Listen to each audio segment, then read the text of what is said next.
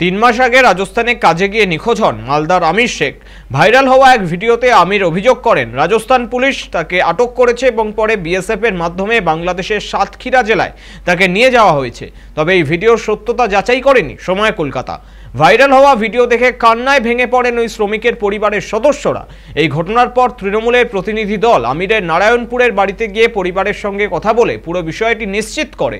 রাজ্য প্রশাসনের কাছে শ্রমিকের পরিবারের আবেদন, তারা যেন দ্রুত আইনি পদক্ষেপ নিয়ে আমিরকে বাড়ি ফিরিয়ে আনে।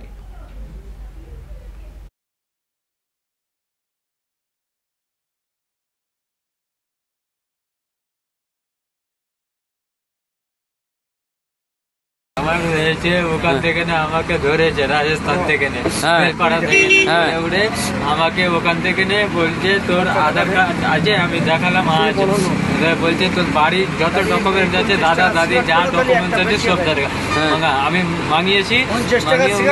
আমাকে বলছে তোর কোনো এবার তোর আইডি প্রুফ দেখা, আইডি আমার নাই, তার জন্য আমাকে এখানে বলছে না এটা বাংলাদেশে আছে।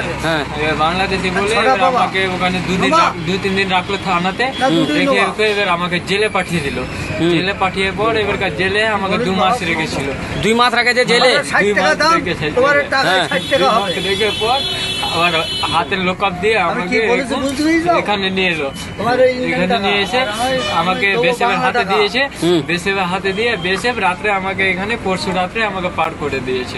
এখন তুমি কোথায় আছো? এখন আমি বাংলাদেশে আছি। তুমি বাংলাদেশে আছো? তোমার বাংলাদেশে কেউ আছে? কেউ নাই। আমার ভাতিজা লেবারের কাজে যায় ওখানে রাজস্থান জায়গাটার নাম হচ্ছে হেল্পার। নামে মাত্র মানে ওকে বাংলাদেশে বলে ধরেছে। ধরার পরে সে তার কাছে আধার কার্ড ছিল, দেখিয়েছে। আধার কার্ডে দেখানোর পরও সে তারা মানেনি।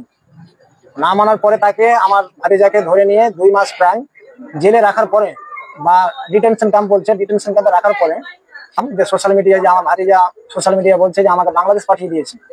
তো আমার ভাতিজা বলছে বর্ডার ক্রস করে বিএসএফ এর মাধ্যমে মানে বাংলাদেশ পাঠানো হয়েছে। তো এখন তার সঙ্গে তো সেরকম যোগাযোগ নাই আমাদের। তো ইনারা এসছেন, ইনাদের কাছে আমার অনুরোধ যে আপনারা একটা কিছু আমার ভাতিজাকে ফিরিয়ে আনার জন্য আপনারা একটা উদ্যোগ তুলেন, যেন আমার ভাতিজাকে আমি ফিরিয়ে পাই। বিজেপি শাসিত যে সমস্ত রাজ্যগুলো রয়েছে ওই সমস্ত রাজ্যে বাংলাভাষী বা বাঙালিদের উপরে এখন একটা অত্যাচার চলছে। আমাদের মানবিক মুখ্যমন্ত্রী মমতা ব্যানার্জি সেটা নিয়ে সরব হয়েছে। রাজ্যসভা এবং আপনার লোকসভার সদস্যরা রয়েছেন, ওনারাও প্রতিদিন এটা নিয়ে প্রতিবাদ করছেন, আজকেও করেছেন।